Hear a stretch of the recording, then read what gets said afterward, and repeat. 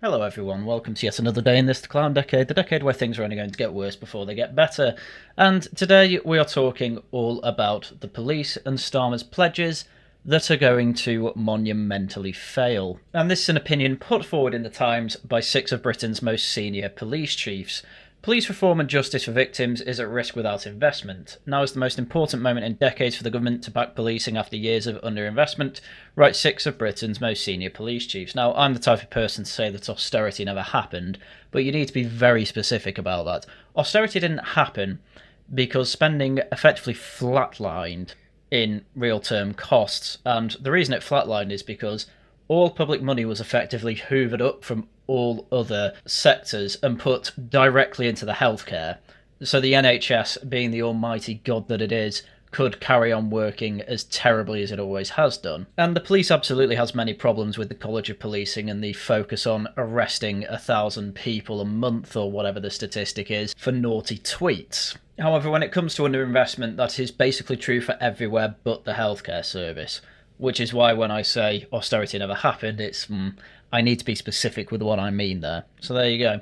Anyway, let's see what these police chiefs have to say. When this government came to power, they made significant commitments to the public, bolster neighbourhood policing, halve knife crime and violence against women and girls, and improve the public confidence in us.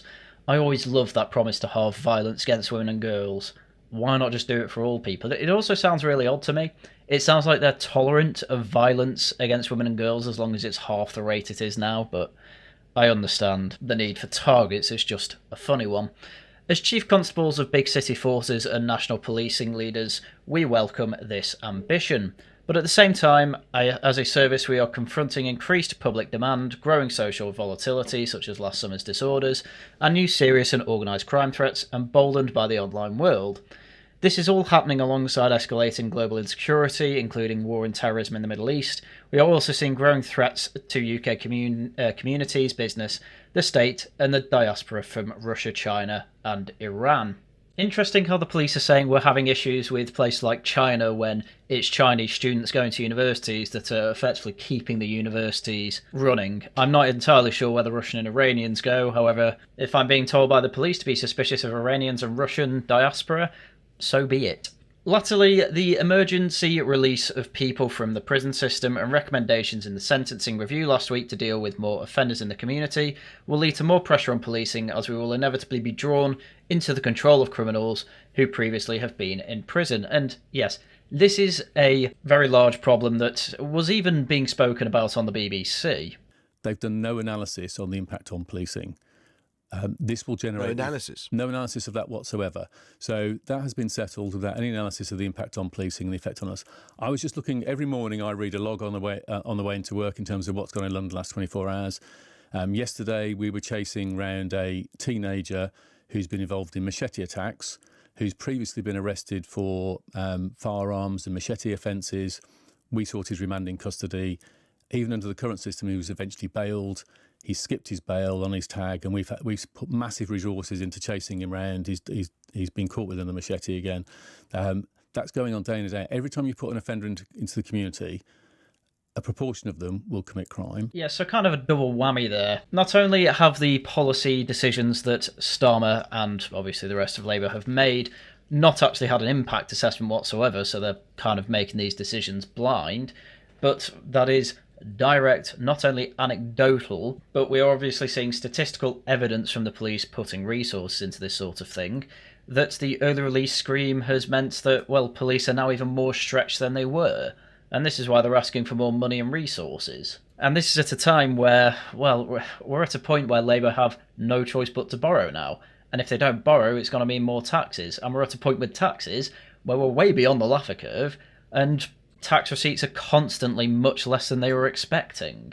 So while the police are effectively begging for more resources, at the same time, the government isn't giving them as much as they are asking for, and then at the same time as that, they are making policy decisions that are stretching the already withered resources beyond tolerability, really. Anyway, they carry on. To deliver this government's policing ambitions and manage the increasing complexity and demand will require both substantial investments to bolster police officer numbers, grow specialist police staff nationally, and enact major police reforms.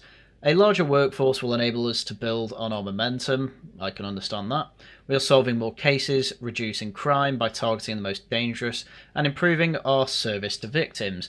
I don't really agree with the claim that they're targeting the most dangerous. They have every single force has a team of people who just trawl through social media to try and arrest people. You know, it's not uncommon to see, not quite weekly, but certainly common news stories of something like 6 police officers going over to houses to arrest people for non-crime hate incidents. Sometimes they turn into, but effectively hurty words online. And obviously we have a prison issue at the moment where they're all overcrowded, and Lucy Colony's in there for 31 months for, if we are to say that is a crime, and I can see the case for saying burn hotels down for all I care, I can see why there's a prosecution case for that, we'll say, it shouldn't particularly end up in a prison sentence, especially after she deleted it after a few hours. At the most, you'd expect a fine or community service or whatever the sentencing guidelines are, but no, they threw the book at her. And yet, as just mentioned before, people who wield machetes on the regular, they're let out to wield more machetes. Obviously, the priorities are all over the place. Policing leaders have also shared commitments to radical reform, build greater productivity and efficiency through investment in technology and artificial intelligence, fix the lack of deliberate design for policing, which has been enduring since the early 60s, with a new national centre of policing and more efficient and more capable loyal forces. I don't necessarily know if we need a national centre. The College of Policing hasn't exactly been a boon. As well as more flexible work model fit for 21st century crime, but this reform and our ability to secure outcomes for victims is at risk. Against a decade of underinvestment in policing, again kind of true, and many forces beginning to lose officer numbers and shrink, the importance of the spending review should not be underestimated. Policing settlement will directly influence if we are able to build on our momentum, deliver the government's pledge to meet new threats and demands head-on, and reform policing in an overstretched police service, saddled with debts, broken buildings and outdated tech. I'm got to be honest with you, I think they're going to need a lot more justification than just this to have the money and funding that they are asking for. I'd trust reform to give the police money, because I would imagine it comes with a condition of, here's a load of things you're not going to do anymore, and here's things you are going to do. With Labour, it's going to be, oh, the Quangos will sort that out, don't worry, have the money you're asking for. Your taxes are going up, by the way, I thought I'd just warn you in advance of that. A lack of investment will bake in the structural inefficiencies for another 3 years, and will lose a once-in-a-generation opportunity to reform the service. Just as global threats are rightly leading to an increase in government investment in defence to protect the UK by projecting internationally, the linked threats and growing demands require the same for policing, but there is an additional reason for the Chancellor to invest in policing. Their evidence is clear. The safer communities encourage and unlock growth. Research has shown that every £1 invested in policing produces at least £4 in GDP, the almighty number. And this can absolutely be true.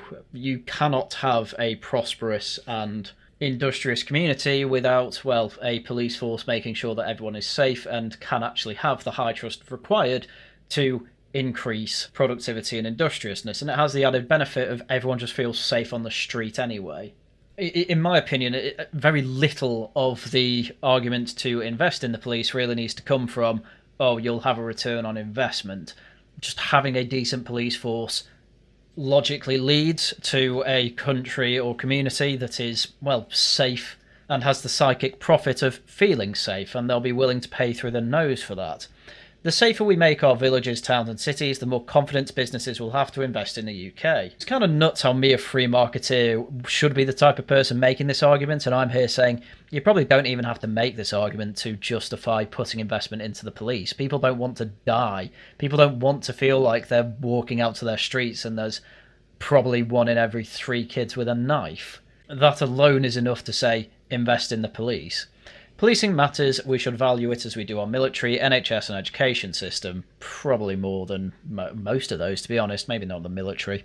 Now is the most important moment in decades for government to choose to back policing. Serious investment will lead to more officers and staff and the unlocking of reform and increased productivity. We are confident that with the right support, our extraordinary officers and staff can meet these challenges.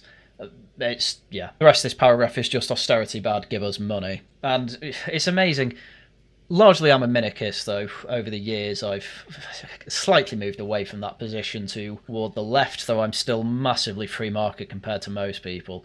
And police was always one of those sectors where I would be happy for my tax money to go. Unfortunately, they're probably not going to get that money because we have just decided to give £100 million a year to Mauritius to give away the Chagos Islands, so good luck with that. Again, I'd like to remind you, your taxes are probably going up. Anyway, with my issues that I do have with the police and the way policing is done in the UK, I am still probably on the side of, well, let's keep them funded because at the end of the day, they are our only way of actually dealing with people with machetes on the streets and things like that. Yes, they do waste an awful lot of time on non-crime hate incidents or arresting people for hurty words on the internet. But at the end of the day, unfortunately, we need them even in the substandard capacity that they exist in now. But one of the big reasons I'm making this plea is that the Home Office have announced a £1.1 billion increase in police funding for 2025 to 2026, which takes the total funding to £19.6 billion, and the force said that this was not enough to prevent them having to make cuts to officer numbers. Big reason for that, believe it or not, national insurance contribution increase.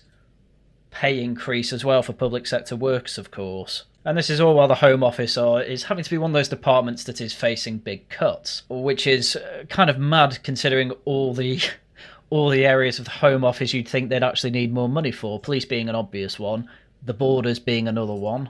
But no, apparently they needed to cut that money to give it to Mauritius. So there we go. Rowley said the Met would have to lose 1,700 officers and staff because of a £206 million deficit in the force's finances. Police chiefs warned that there remained a £1.3 billion funding gap nationally over the next 2 years. The Home Office has yet to reach a final settlement with the Treasury, but its policing pledges are crucial to delivering the Prime Minister's Safer Streets mission.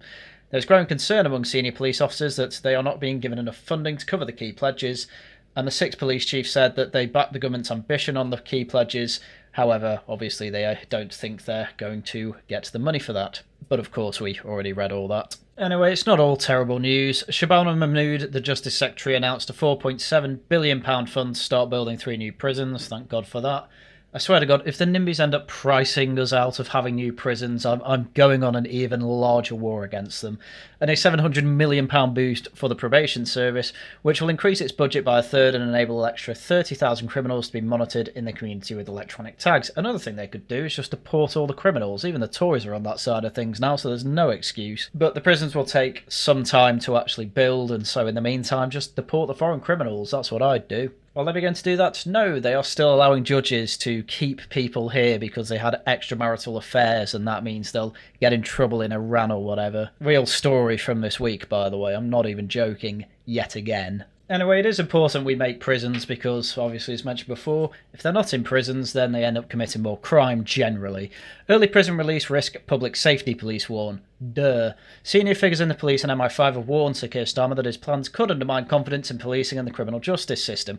Again, we've already had an early prison release scheme, and we've already had, at the very least, anecdotes from people in the police that, yes, they do have to push in a lot of resources to catch repeat criminals. This is the point of prison, to deter repeat criminality. That's why if you are a repeated criminal, you end up in prisons for longer. But obviously we don't have the space for that, probably because 1 in 5 people there are a foreign criminal that we could just deport. So Starmer's plan to release prisoners early could be of net detriment to the public safety. Yes, we already know this. We saw this last time they released a load of prisoners.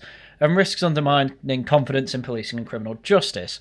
The Times can disclose that senior figures from the world of policing and security have raised significant concerns about the impact of the government's plans to release thousands of prisoners after they have served little as a third of their sentence. God, it's even lower than last time. I think it was 40% of their sentences they had to have served last time. We have to ensure that out of court does not mean out of justice, and that out of prison does not mean out of control, they said in the joint letter to the Ministry of Justice. So Keir Starmer's had one from all the police chiefs, the Ministry of Justice has had one from a bunch of MI5, Met Police and National Crime Agency personnel, effectively saying, you're making our jobs a hell of a lot harder. They warned that they would need necessary resources in the spending review on June 11 to deal with the impact of the plans and to keep order. The police have separately told the government that they will need an extra 300 million, we've already been through that. So the plans to release prisoners early are expected to increase pressure on the police. Shabana Mahmood, the Justice Secretary, confirmed the plans last week after warning that the prison system was on the brink of collapse because it was running out of space. Before Mahmood's announcement, some of the most senior figures in policing and justice joined forces to raise their collective concerns in a letter to the Ministry of Justice. Their letter, which was sent on to the Permanent Secretary at the Department on May 16, said, "On the basis of what we understand at the moment, we are concerned that the proposals could be of net detriment to public safety and a certainty to public confidence in policing and the criminal justice system. We are not arguing for the status quo, but we have to ensure that out of court does not mean out of justice, and out of prison does not mean out of control." And while the letter was written before the formal announcement, the police and security bodies have been briefed before it was made.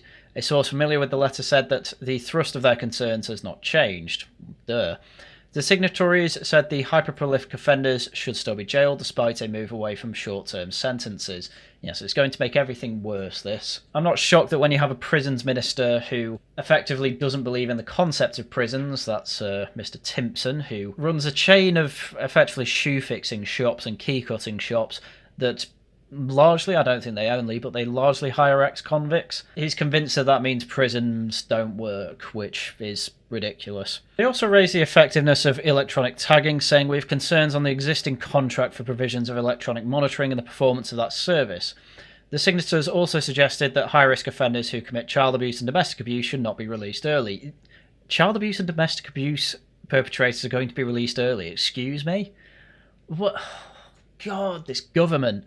They raised concerns that terrorists and other people jailed under national security legislation, specifically Russian, Iranian, Chinese state-linked actors, could be released earlier. Oh, God. It is vital we retain sentencing that provides a strong deterrent to those who may be tempted to work on their behalf, and robust arrangements for managing these high-demand risk cohorts in prison and post-release.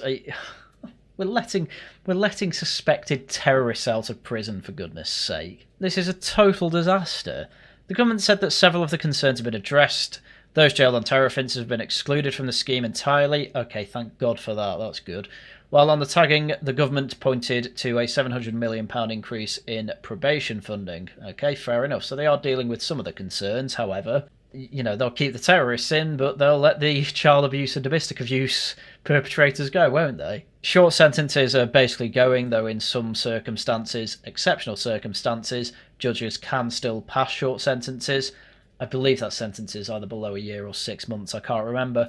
While there will be an intensive supervision of those released, domestic abusers have also been excluded from the presumption against short sentences. Okay, thank God for that. If the judge deems that period of respite is needed for the victim. Right, so at least they're not completely crazy. But still, expect police services to be stretched thin due to repeat offenders. But does the government care? Somewhat, I guess. They'll, throw a bit of sensible policy out there by not letting terrorists and domestic abusers out, I suppose, but at the end of the day, we're still having the police publicly telling us that more resources are having to be spent on, people who were released from prison for still carrying around machetes, and there'll be more anecdotes like that going about. I'm predicting a less safe Britain over the next few years. I don't see how having an early release scheme and not putting people in prison is going to lead to a safer Britain, but, we have completely ideologically possessed morons in charge of the country, so we're having ideologically possessed moronic policy put in place as well. All while your tax money is being wasted, and all while the amount you have to pay in tax is going up, so enjoy that while you can. Right, with that's everything I had for you for today. So, tomorrow it's more Subnautica, on Saturday it's Laughing at the Guardian, next Tuesday it's Tosh News. Videos out as and when I can make them. If you enjoy what I do subscribe, leave a like, leave a comment. Great ways to help out the channel. If you can spend a little bit more, do become a member or leave super chats or super thanks. Right, with all that, that is everything I had for you for today. So once again, thank you very much for watching, and until next time, goodbye.